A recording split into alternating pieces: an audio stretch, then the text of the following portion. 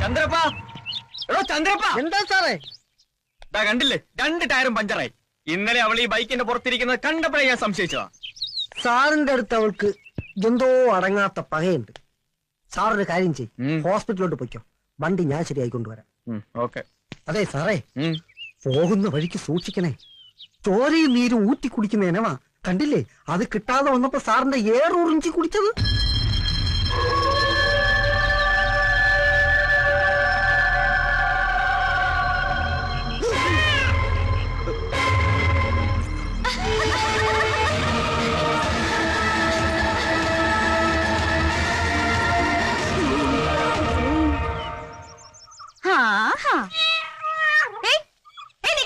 എങ്ങോട്ടാ പോന്നെ?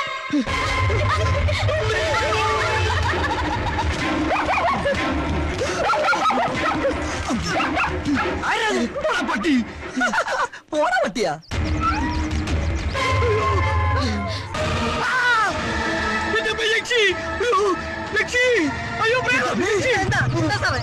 ഇന്നലെ നമ്മളെ ശല്യപ്പെടുത്തിയ യക്ഷി. യക്ഷിയോ? അവള്. അയ്യോ സാറേ, ഇത് നമ്മുടെ കോറോത്ത വീട്ടിലെ. കോറോത്തല്ല, കോണോത്ത വീട്ടിലെ. മിണ്ടരുത്. എന്താണോ?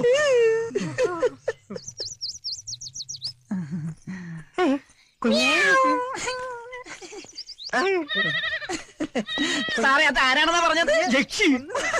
അപ്പൊ ചന്ദ്രപ്പനെ തലക്കടിച്ചത് ഈ യക്ഷിയാണെന്നാണോ? അതെയോ? എന്താണോ ചിരിക്കുന്നത്? ചിരിപ്പിച്ചിട്ട് ഇത് യക്ഷിയല്ല, കച്ചി വേറെ. നിർത്തോ, തന്റെ ജോലി ഞാൻ തെറിപ്പിക്കും. പിന്നെ ജീവിതത്തിൽ താൻ ചിരിക്കത്തില്ല. കുട്ടി മാപ്പാക്കണം. ഒരു വക്കാലത്ത് വേണ്ട. അയാൾ എന്തെന്നെ വിളിച്ചേ? യക്ഷിന്നോ? ഞാൻ ആരാന്നൊക്കെ കാണിച്ചു കൊടുക്കാം. സാറേ, ആ കുട്ടി പ്രേതമൊന്നും അല്ല.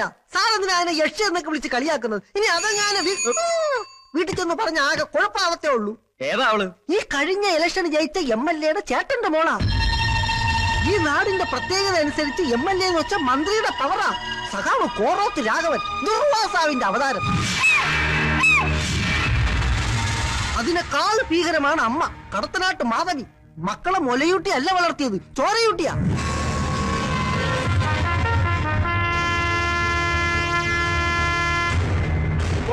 കൃഷ്ണൻ സാക്ഷികൾ. നൊന്തുപെറ്റ 2 മക്കളെയും പാർട്ടി വിട്ടപ്പോ തറവാട് പിഴച്ചു എന്ന് പറഞ്ഞവരായ എന്റെ കുടുംബക്കാര്. ഒടുവിൽ എന്റെ മൂത്ത മോൻ പ്രസ്ഥാനത്തിന് വേണ്ടി രക്തസാക്ഷിയായപ്പോൾ ഈ അമ്മ തകർന്നില്ല. ആ നഷ്ടം വിധവയായ അവന്റെ ഭാര്യയും മോളെയും ഞാൻ അറിയിച്ചില്ല.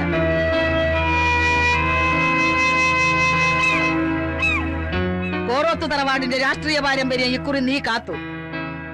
ആരൊക്കെ എന്തൊക്കെ പറഞ്ഞാലും പ്രസ്ഥാനത്തിനു വേണ്ടി 2 കരുത്തന്മാരെ പെറ്റുവളർത്തി എന്നുള്ള പെരുമയുണ്ടല്ലോ.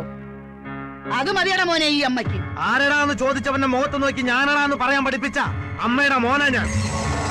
സത്യപ്രതിജ്ഞ ചെയ്ത് ഞാൻ ഈ നാട്ടിലെത്തിയാൽ എന്റെ കാല് വെട്ടു എന്ന് പറഞ്ഞ എംബോക്കിയുണ്ടല്ലോ, അവന്റെ ഒക്കെ നെഞ്ചിലൂടെ മണ്ഡല പര്യടനം നടത്തിയാ ഞാൻ എത്തിയിരിക്കുന്നത്. പാവം നമ്മുടെ 2 പ്രവർത്തകരെ അവര് വെട്ടിക്കൊന്നത്. പകരം 2 നമ്മൾ തീർത്തു. പക്ഷേ ഇനി രാഘവന്റെ പടയോട്ടം തുടങ്ങുന്നുള്ളൂ. ലാൽസലാം സഖാക്കളെ.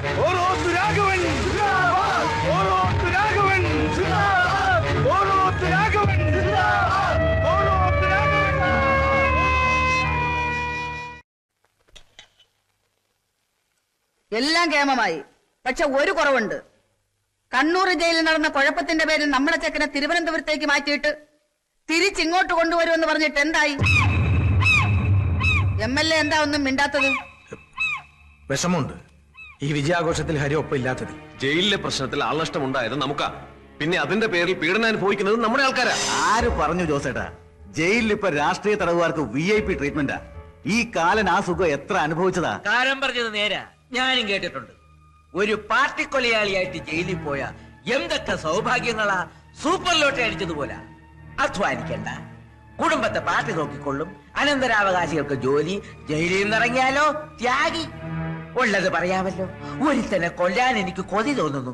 വിടുക പറയാതെ പോകത്ത്. ഇവിടെ ഹരിയുടെ ആൾബലവും ശക്തിയും അറിഞ്ഞുകൊണ്ട് തന്നെയാ അവരവനെ മനഃപൂർവ്വം തിരുവനന്തപുരത്തേക്ക് മാറ്റിയത്. നമ്മളൊതുക്കാൻ ഭരണപക്ഷമായി ചേർന്ന് കളിച്ചതാ തെണ്ടികള്.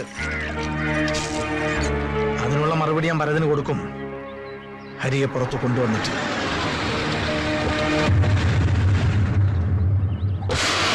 എന്തായാലും അടുത്ത മാസം 18-ന് കേസിന്റെ ഫൈനൽ സ്റ്റേറ്റ്മെന്റ്. പാർട്ടി വക്കീലെന്നും പറഞ്ഞ് കോട്ടുമിട്ട് വവ്വാലിനെ പോലെ പറന്നു നടക്കാനല്ലാതെ അവനെ ഇതുവരെ ജാമ്യത്തിലിറക്കാൻ എനിക്ക് പറ്റുമോ? അച്ഛമ്മോ, കൈവട്ടോ കാൽവട്ടോ അല്ല, കൊലപാതക. സെക്ഷൻ 302. കോടതിയിൽ തെളിവെടുപ്പ് നടന്നുകൊണ്ടിരിക്കുന്ന ഒരു കേസായത്. അതുകൊണ്ട് പെട്ടെന്നൊരു ജാമ്യം കിട്ടില്ല. മാത്രവുമല്ല, പബ്ലിക് പ്രോസിക്യൂട്ടർ മറ്റവരുടെ ആളാ. 5 കൊല്ലം കൊണ്ട് തീരുന്ന കടപ്പാടെ വോട്ടൊന്ന് ജയിപ്പിച്ച ജനങ്ങളോട് ഇരിക്കുള്ളൂ. പക്ഷേ ഒരാഴ്ച കൊണ്ട് തീരാത്ത നന്ദിയും കടപ്പാട് ഹരിയോടെ ഇരിക്കട്ടെ. അറിയോ നിനക്ക്? ഒക്കെ എനിക്കറിയാം.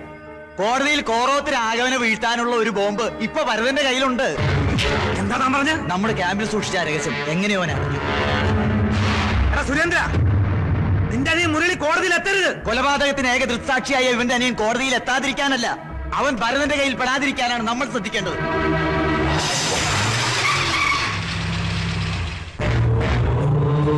മോനെവിടെയുണ്ട്? മുരളി അവൻ എവിടെയാണെന്ന് എനിക്ക് അറിയില്ല.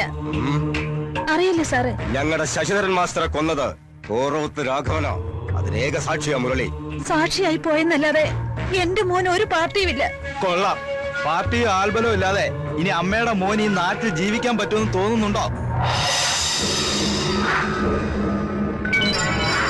പേടിക്കണ്ട, മോന്റെ ജീവൻ ഞങ്ങൾ കാത്തോളാം. പക്ഷേ അവൻ സാക്ഷി പറയണം. MLA ടിക്കറ്റ് നഷ്ടപ്പെടാതിരിക്കാൻ വേണ്ടി കൊലക്കുറ്റം ഒരു ക്രിമിനലിനെ ഏൽപ്പിച്ചു. എന്നിട്ട് പാർട്ടിയിൽ പ്രമാണിത്വം കവിഞ്ഞ് നടക്കുക ആ തെണ്ടി. അവന്റെ മുഖം കോടതിയുടെ മുൻപിൽ എനിക്ക് പിച്ച് ചീന്തണം. അതിന് അമ്മയുടെ മോനെ എനിക്ക് കിട്ടിയേ തീരൂ. സ്വന്തം കൂടപ്പറപ്പാ. ഏത് പാതാളത്തിൽ ചെന്നൊളിച്ചാലും നിനക്കവനെ കണ്ടുപിടിക്കാൻ പറ്റൂ. ഒരു ശശിധരൻ മാഷ് എന്റെ മൂത്ത മോൻ കൃഷ്ണനെ വെട്ടിക്കൊന്നതിലെ 1-ാം പ്രതി ഞാൻ നെറികെട്ടവനാ. അനുജൻ വേണോ ഞാൻ വേണോ അത് തീരുമാനിക്കേണ്ടത് നീയാ.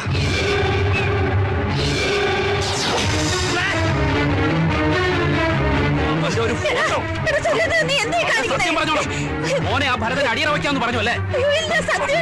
കള്ളം പറയുന്നു. അവര് വന്ന് മുരളിമോനെ ചോദിച്ചെന്നല്ലാതെ ഒരു വാക്ക് ഞാൻ കൊടുത്തിട്ടില്ല. മിണ്ടരുത്. അവൻ എവിടെയാ ഒളിച്ചിരിക്കുന്ന തള്ളക്കറിയാം. എന്റെ മുന്നിൽ മറിമായം കളിച്ചാലുണ്ടല്ലോ. കൊല്ലടാ. മക്കൾക്കിടയിൽ മരിച്ചു ജീവിക്കുന്നതിന് ഭേദം അത് തന്നെയാ. കൊല്ലണേ. അവസാനായിട്ട് പറയാ, എന്റെ നേതാവിനെ ഒറ്റ കൊടുത്താലുണ്ടല്ലോ തൊള്ളക്ക് വാക്കിലിടാൻ ഒരുത്തനെ കാണൂ. ഒന്നുകിൽ ഞാൻ, അല്ലെങ്കിൽ അവൻ.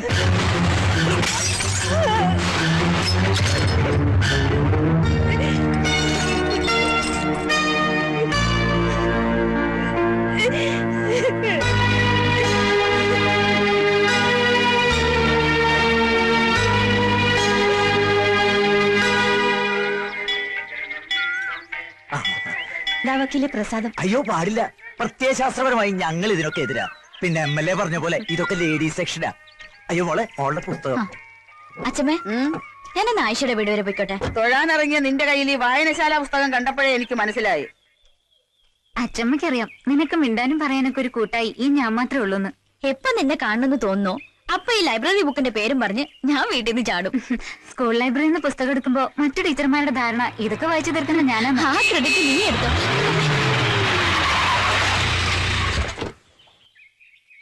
പെങ്ങളെ ഒരു 2 മിനിറ്റ്, എനിക്ക് ആ കുട്ടിയോട് പേഴ്സണലായിട്ട് ഒരു കാര്യം പറയാനുണ്ട്. അന്ന് യക്ഷിയെന്ന് വിളിച്ചതിന് നേരിൽ കണ്ട് മാപ്പ് ചോദിക്കാൻ കാത്തിരിക്കുകയായിരുന്നു. പിന്നെ മനസ്സിലായത് കുട്ടിയെ യക്ഷിയെന്നല്ല പിശാചെന്നാ വിളിക്കേണ്ടിയിരുന്നത്. താൻ എന്താ കരുതിയത്? ചലഞ്ച് വോട്ട് ചെയ്ത് ബാക്കിയെല്ലാവരും മണ്ടന്മാരാക്കാന്നാ? ചലഞ്ച് വോട്ടോ? അതെ, മരിച്ചുപോയ കുന്നത്ത് വീട്ടിൽ മൈഥിലി എന്ന വോട്ടറുടെ പേരിൽ താൻ കള്ള വോട്ട് ചെയ്തു. അതെ, ഞാൻ അന്ന് ചെയ്തത് കള്ള വോട്ട് തന്നെയാ. താൻ എന്ത് ചെയ്യും? നിക്കവിടെ.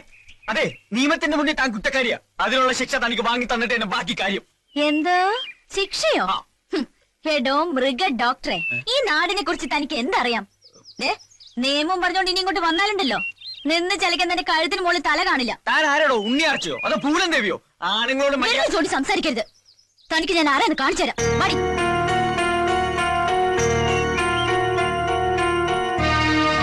ഹലോ, ഇവിടെ ഇങ്ങോട്ട്.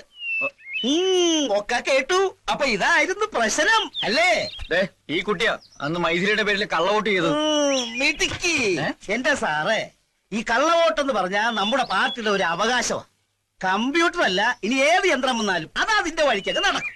പിന്നെ ഇനി ആ കള്ളവോട്ടിന്റെ കാര്യം ചെവി അറിയണ്ട.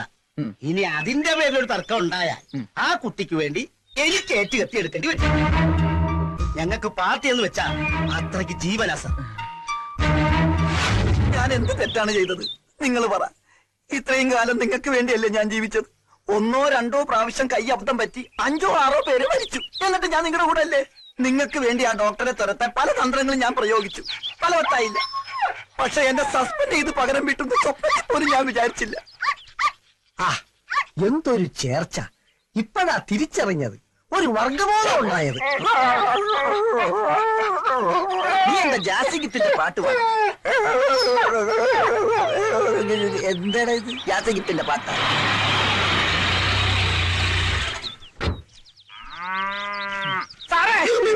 എന്തോ ആ കാല് എന്തിന് കാല് പിടിച്ച് മാപ്പ് പറയാനാ.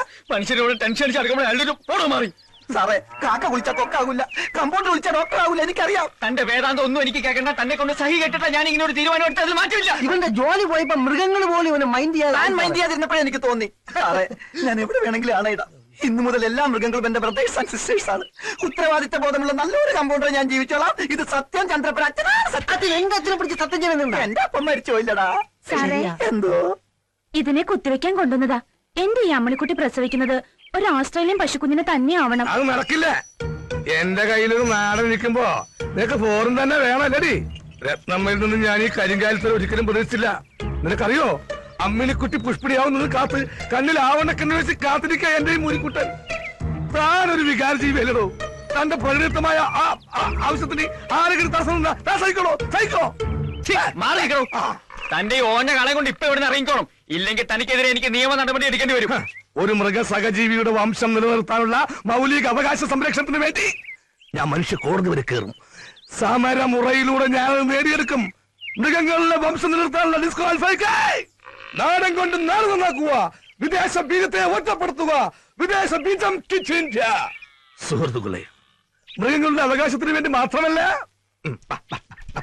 ഡോക്ടറായിരുന്ന പാവം സുശീലൻ എന്ന മൃഗപാലകനെ കമ്പൗണ്ടറാക്കി തരം താഴ്ത്തിയ ഈ കാടൻ നിയമത്തിനെതിരെയും ഞാൻ പ്രതികരിച്ചിരിക്കും. വേണ്ട വേണ്ട വേണ്ട, എനിക്ക് ഡോക്ടർ ആവണ്ട, എനിക്ക് കമ്പൗണ്ടർ ആയാൽ മതി. വേലുവേലിന്റെ വേല നോക്ക്. ഡോക്ടർ വാ, MLA വീട് വരെ ഒന്ന് പോണം. ഞാൻ പറഞ്ഞ ഉണ്ടാക്കിയാ മതി. 13 SI ആയാലും CI ആയാലും നമ്മളെ പിള്ളേരെ തൊട്ടി കളിക്കാൻ അവന്റെ സ്കൂളിൽ ഞാൻ പൂട്ടിയും. അപ്പൊ ഞങ്ങള് 1 മണിക്കൂറിനകം അവർ ലോക്കപ്പിൽ നിന്ന് ഇറങ്ങിയിരിക്കും. നിങ്ങൾ ചെല്ല്. 16.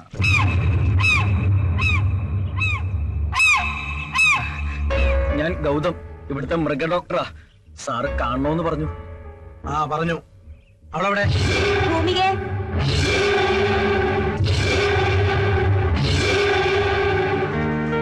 എന്താ ചെറിയച്ചാ? ഇവിടുത്തെ മൃഗ ഡോക്ടറാ. പട്ടിക്ക് എന്ത് സൂയില്ലാന്ന് പറഞ്ഞില്ലേ? കാണിച്ചു കൊടുക്ക്. വട വയ്ക്കില്ലേ?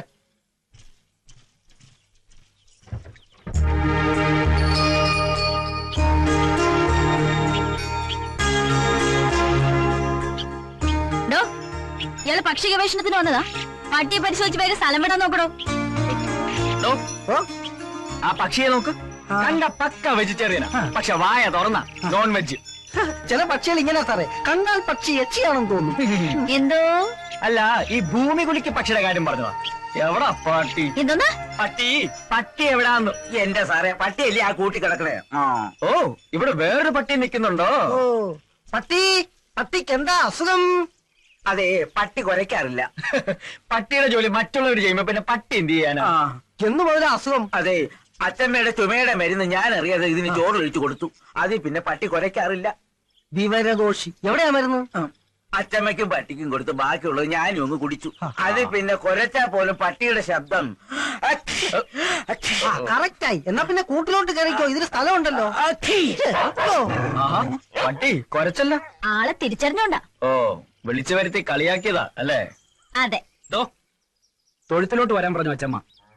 ഏതായാലും വന്നതല്ലേ, ഒരു പശുക്കുട്ടിക്ക് മൂക്ക് കയറി കെട്ടാനുണ്ട്. വാ ഡോക്ടറെ. മൂക്ക് കയറോ? അതൊന്നും എന്റെ പ്രൊഫഷന് പെട്ടതല്ല. എടോ ചന്ദ്രപ്പ. എന്തിനാ ചന്ദ്രപ്പൻ? അച്ഛമ്മ അത് കൊച്ചു കിടാവാ. ഈ ഡോക്ടർ തന്നെ കെട്ടിയാലേ ശരിയാവൂ.